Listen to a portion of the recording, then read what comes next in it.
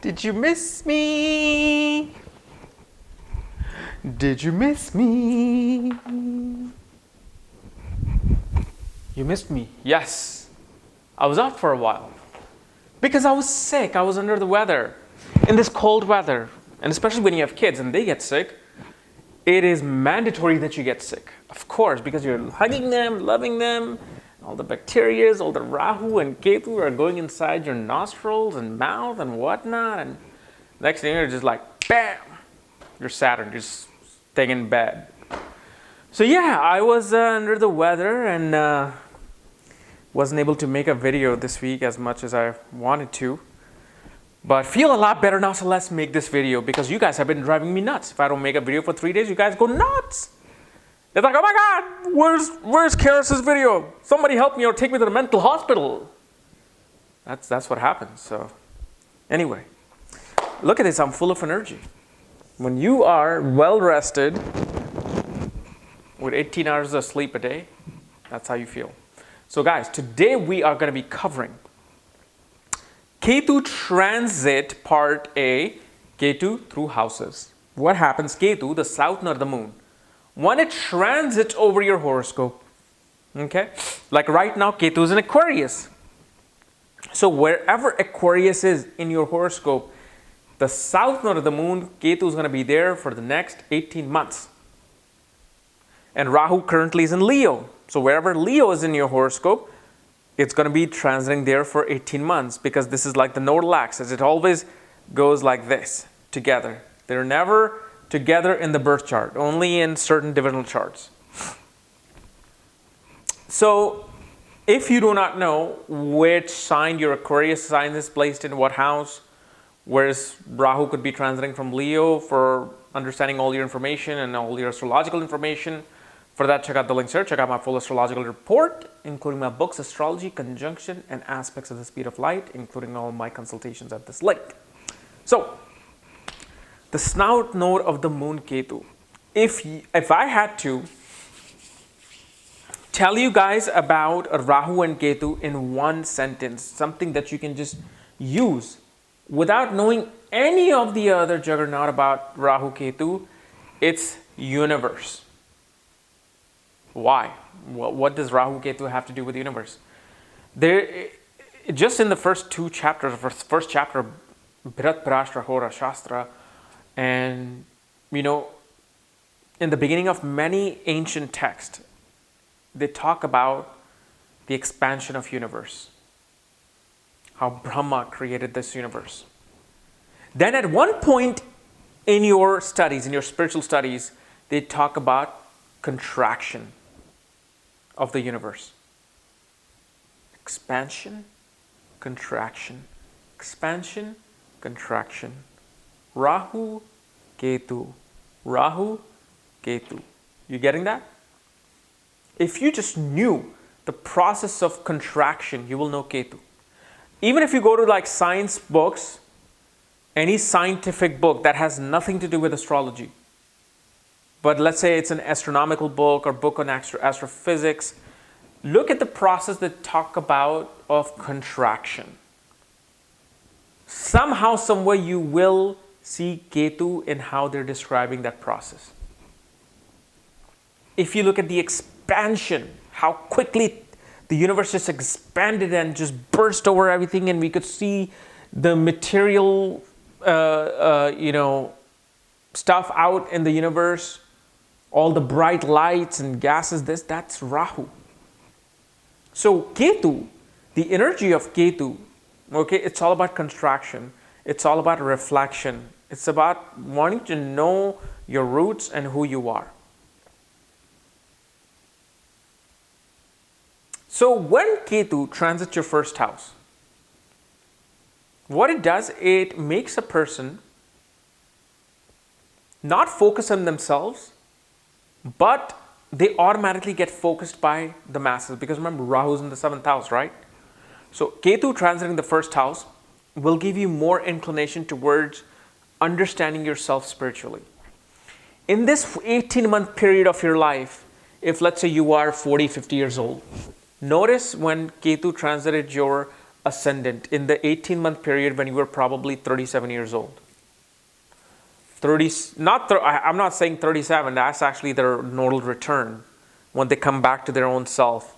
But just look at the time periods when Ketu transited your first house, whether it was your 5th year, 10th year, 15th year. Usually within the 20s, when it transits your ascendant, you notice, because you remember things in your 20s.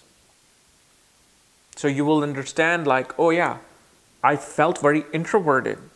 I felt like I needed to know more about myself. I felt disillusioned and disconnected from my body. There was just this lack of concentration on the body itself because Ketu coming on the ascendant was trying to connect you to your other real world, the past that you came from, whether it was 80 years ago or 13 billion years ago. Because souls have been here for eons. Not even 13 billion years ago, even if you said 13 quadrillion years ago your soul existed, even that is not justifying your soul's existence. So Ketu really puts the person in the state where they reflect upon themselves a lot. They experience unusual things a lot about themselves. And they want to introvert. But the thing is, the more they want to introvert, they can't because the world wants them. The society wants to deal with them because of Rahu. Then Ketu transits your second house. In this period, you would notice that there's less concentration on accumulating material assets, but there's more focus on accumulating spiritual wealth. Perhaps you want to, instead of you getting like a car during this time or trying to worry about how's your savings doing, you're more about how can I get this new talisman? How can I get this book, this spiritual book? How can I get all these astrology books and learn about them? Somehow you start valuing what you're really supposed to value, which is your spiritual side. And in this period, Ketu will also disconnect you from your family issues. So you're not really focused on family issues. You're concentrating on wanting to know the secrets, wanting to know the occult, wanting to go to other people's assets. And you see how this is like a black hole. It's wanting to concentrate on yourself, right, with the ascendant, yet you're focused on attaining the fame. In the second house, it's really detaching you from family, and that causes trouble because you're not really wanting to be responsible for family values or whatever is happening in the family. You're more about wanting to explore the occult, the mystical side of life. That's why you're getting the astrology book, because you value astrology book. So here's the thing. It's a really, really unique concept when you learn about Rahu Ketu, that they're both working together. They're both working together. Obviously, one cannot exist without the other, but you cannot have a meaning of Ketu without really seeing where Rahu is. And this is why it's important for me to make a video separately of Ketu, because there's so much information to understand of Ketus in the second house versus Rahu in the 8th house. This will be double the time. You will see that there could be things that can break within the family during this period. You will also feel, like I said, separated from family. You want to just leave and travel and just be in your own secluded area and space. Rahu transits the 3rd house. Rahu transiting the 3rd house makes you feel like you really are not in a mood to communicate. Your communication is really not up to par, because you don't want to talk in this period. What do you want to do? You want to preach in this period. You don't want to gossip. You don't want to really talk to your cousins about what he said, she said. You would want to talk to them about, hey, you know what Yogananda said in this book, in this quote? You know what Krishna said to Arjuna in this book, in this quote? Why? Because Rahu is working its magic in the 9th house of preaching, higher philosophy, higher learning and religion. So it's translating that energy to Ketu, saying that in this period, Ketu does not want to talk about nonsense. If you want to talk to Ketu during this period to this person, talk something of a value, something of that is outside of this world, and they would take pleasure in that. They don't want to care about marketing the product and putting advertisements into play. No, they somehow want to learn more about the higher self. But of course, in real life, if you notice, this person may not show this. Why? Because in this time, we all are forced to work every day. We are forced to pay our bills, forced to deal with family. So what happens is, it's not like Ketu will transit the third house and this person does not want to communicate with the cousin or not. They don't, really, they don't. Internally, they don't. And you know that too if it's transiting you. But the thing is, you have to. It's part of this Maya circle. So Rahu and Ketu, they're both, it's like a current. Just imagine this as a current. And universe expansion and contraction is happening so quickly that if you were Brahma, who created this thing, it's just like a second. 1 second it contracts and expands. Expands, contracts. For us, it looks like a 13 billion year process. Actually, it's not. Universe is not 13.5 billion years old. You will find that out, hopefully in the next 40 years.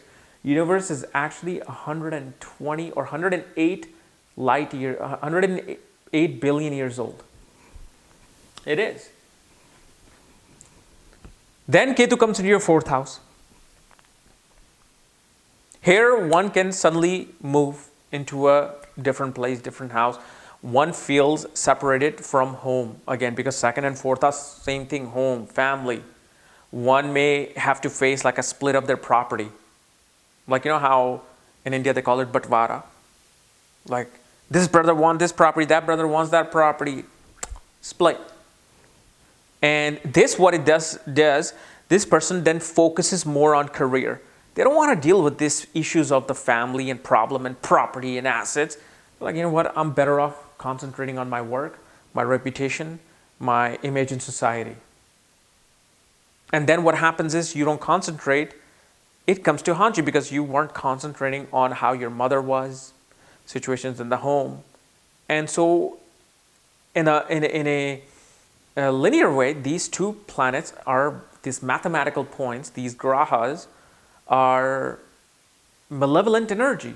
So as much as they kind of show you that separation of self and wanting to just either understand yourself better through studying spiritual things within the home, wanting to concentrate on making the home look very spiritual, it is still a malevolent energy.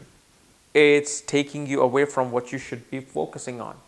So don't think that this Ketu becomes very spiritual and Rahu is, all about fame and this. No, they're both are trying to keep you trapped into this wormhole. You can say all the curse and bad things about this Maya and still it wouldn't be enough for you to understand how crazy it is and how crazy it like screws you with your head and with everything. Because in higher divisional charts, Rahu, Ketu are one. They're doing the same thing. They're just trying to, I can't say that word, but they're trying to screw with you. Then Ketu comes into the 5th house. Rahu goes into the 11th house.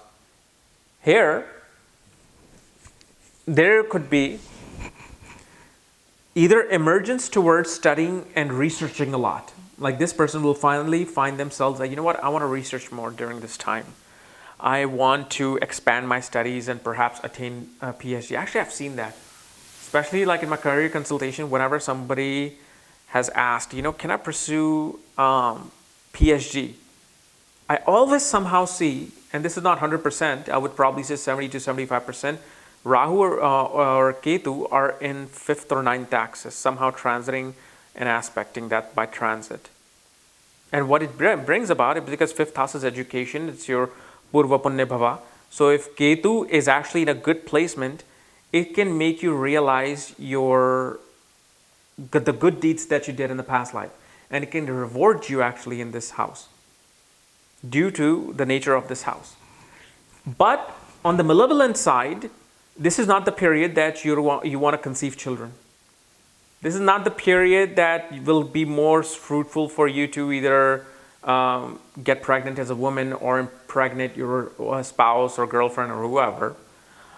this is not the period unless Jupiter aspects it. If Jupiter is also aspecting the 5th house by transit, then actually it can promise a boy during the transit and the conceiving of the child during this period. But mainly, this is more about being separated and not being aware of your, creative side, which is also children and making of children. And you won't be interested in romance as well in this period. You will be, because remember, Rahu's in the 11th house. He's making you meet all the handsome men and all the good-looking girls, and you are mingling with them, but there's no focus on, hey, I need to have romance with this person. There could be like, hey, I want to have one night stand, but not the romantic part. And Ketu here can have you neglect, or not neglect, I would say, focus less on the bringing up of the children while focusing more on your network life. But again, if Jupiter also transits the 5th house, then it can mitigate that. You will focus on your children. So don't write a comment like, oh, Ketu is transiting my 5th house, but yes, I'm focusing on my children. Well, look, what else is transiting? What else is aspecting the 5th house? Then Ketu goes into the 6th house. Rahu in the 12th house. Here, it's weird. Ketu here will bring about situations with enemies. Makes you focus on, how your enemies are trying to secretly attack you. But the thing is, this is the point where you would actually escape from enemies and more focus on your foreign lands, meeting foreign people, and going towards attaining your understanding yourself subconsciously. And there will be less concentration on what the enemy is trying to do to you, what the competition is trying to do to you, unless, of course, Mars is sitting in the 6th house, which I'll explain in my part B video when Ketu goes over planets. Or if, let's say, Mars aspects the 6th house, then there is wanting to simply just kill the enemy, annihilate them. Here, Ketu can also bring about illnesses that doctors can detect. Like, you'll go to doctors, you'll feel like, oh, what's going on? I'm just not feeling right. They may not be able to figure it out. Next thing you know, you end up understanding that it was just like, chronic fatigue, or especially if Saturn is, transiting here with Ketu in the 6th house. One can also go towards like attaining a Medicare through alternative sources, like going to healers a lot. Want to go to Ayurvedic doctors a lot during this time period. And especially here, you can actually attain a puppy or a dog, because Ketu represents dogs. So there could be a chance where you want to suddenly get a dog in your life. But here, there's less focus towards how my health is doing.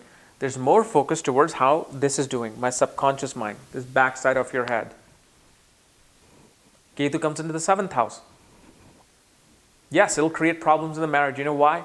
Not because you are doing something wrong. It's just simply you're not focusing on the marriage as much. You're not really caring about, like, let's say if Ketu wasn't transiting the 7th house, you would pay more attention as to what your wife might be thinking because you said this, how your wife or husband might react because you were doing this. Here it'll just be like, whatever, I gotta do this, I need to work on myself, I need to work out, I need to exercise, I need to make sure that, I'm doing what I'm supposed to be doing. Because remember, we talked about Ketu in the ascendant. So the malevolent energy of Ketu then shows that one is really blindsided by the responsibilities of relationships, which is not good, because you have to focus on relationships each and every day. And this is why, of course, everybody goes through ups and downs. Now, of course, if Jupiter aspects the 7th house, yes, it mitigates that. It literally, it kind of cancels what Ketu is trying to do there. Because remember, Ketu is just his eclipse point. Jupiter throws its light, the bright light of Jupiter, upon the 7th house, and it kind of mitigates that. Then Ketu is in the 8th house and Rahu is in the 2nd house.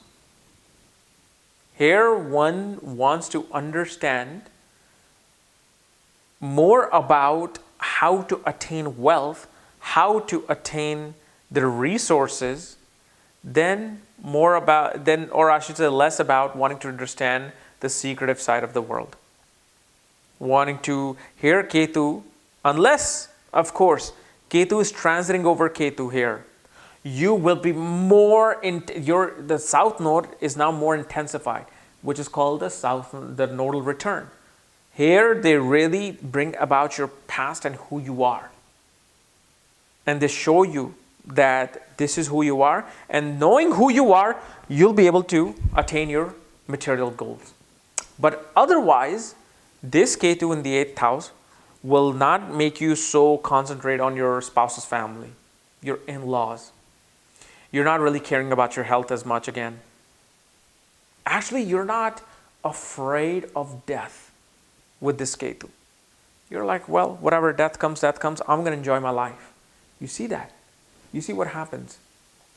The universe is contracting in the 8th house and expanding in the 2nd house. You're more focused on, man, I got to eat all that nice food, all the tandoori chicken and all the, pizzas and burgers, and just want to fatten myself up and get all the money and jewelry and watches.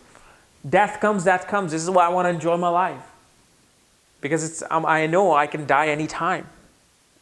So what happens is Ketu here makes you kind of like not afraid of what could happen anytime. That's why you're concentrating more on the 2nd house. But what happens is with Ketu in the 8th house, especially if certain planet is there, then it can actually bring you about in front of otherworldly entities.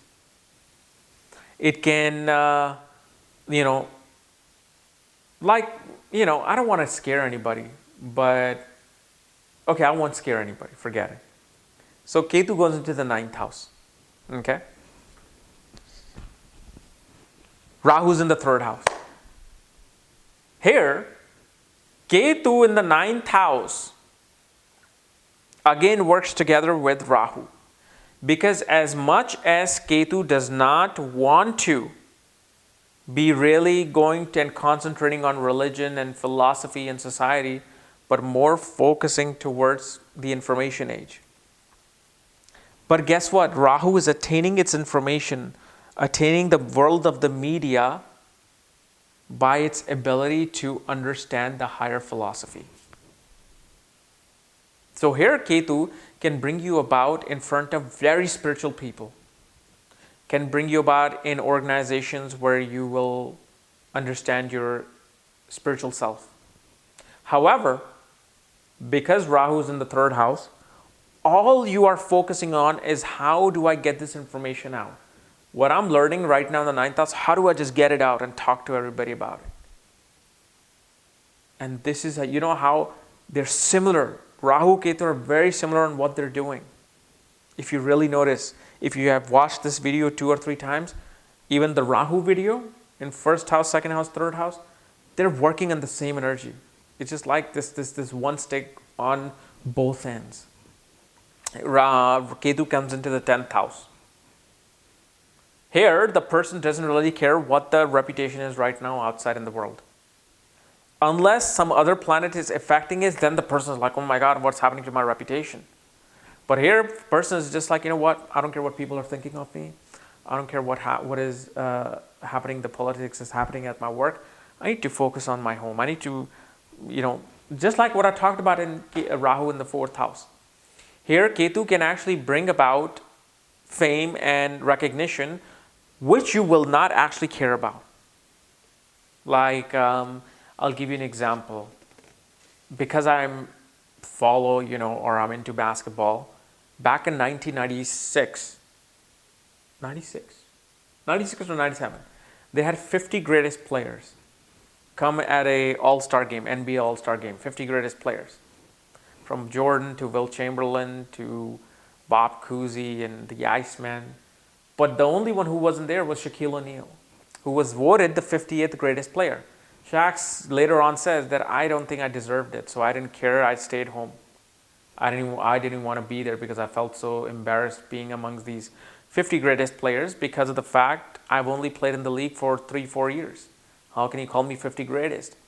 So that's what Ketu does. It's like you get the recognition, you will get the respect, but the thing is you will feel like I may not deserve it. Or I just don't want it. I don't care for it. Later on when Ketu leaves the 10th house, then you're like, oh my God, I actually had the opportunity to be a guest speaker here. I had the opportunity to receive this award here, and I just didn't care about it. But of course, it was just that lesson, that karmic, screwed up lesson that these things teach us. Then Ketu goes into the 11th house. Here, you will feel introverted towards making any more friends. You're going to be feeling very awkward in social situations. You will run into certain situations socially that will make you disturbed towards just, concentrating more on being creative than being lucrative. Like, you want to do creative work. You don't care if the fame comes to it, because remember, 11th house is recognition and fame again, because it's second from the 10th house. So second of the 10th house is gain of the 10th house. 10th house is fame, right? So again, we have to deal with fame. So now the person is not really peculiar about wanting to be recognized or wanting to make new friends and be part of a larger organization. They've said, you know what, I want to do my creative work now. I've dealt with the society in the last 18 months. Now I want to work on my creative side, whether it's dealing with children, arts, media, creativity, writing, whatever you do. And so the liquid gains, because remember, Ketu is this energy that, like when you don't want something, it comes to you. When you want something, you'll chase it, like a dog chasing the bone. So when Ketu is in the 11th house, you may make the friends that you always wanted to make. You're getting the gains that you're getting, but somehow there's this emptiness within you. Like, I'm just not really much about dealing with friends as much as I'm getting the opportunity to make so many friends. But guess what's happening though? The romantic life is being energized. You don't want to be with the network circle now. You don't want to be with 10 women. You want to experience them individually and to know that passionate side with each one of them. So again, same thing. Ketu goes into the 12th house. Here, Ketu does very well, right? Like, it wants to connect you to the astral plane. It wants you to connect to your dreams and subconscious mind. But the thing is, as much as it's trying to do all that, you don't focus on it. You're focused on Rahu in the 6th house. You're focused on your work, your everyday life. You're focusing on how to destroy enemies. You're already concentrating on them, unless Ketu goes over Ketu. Okay, when Ketu goes over a certain planet, only then you will really feel the pull from both ends. Let's say if you got a planet in the 6th house, you got a planet in the 12th house, and then Rahu, Ketu are transiting over it. That's where you just feel this contraction and expansion, contraction and expansion. That's where you feel like, wow, I'm feeling it. As much as I want to be here, I'm running away towards the 12th house matter as well. So you deal with those things simultaneously. That's why every planet's transit intensifies when other planets are there. But here, as much as you're getting the chances to understand yourself better, to travel perhaps, no, the focus is always going to be there. That's where that focus is. How do I destroy my enemies? How do I conquer my illnesses?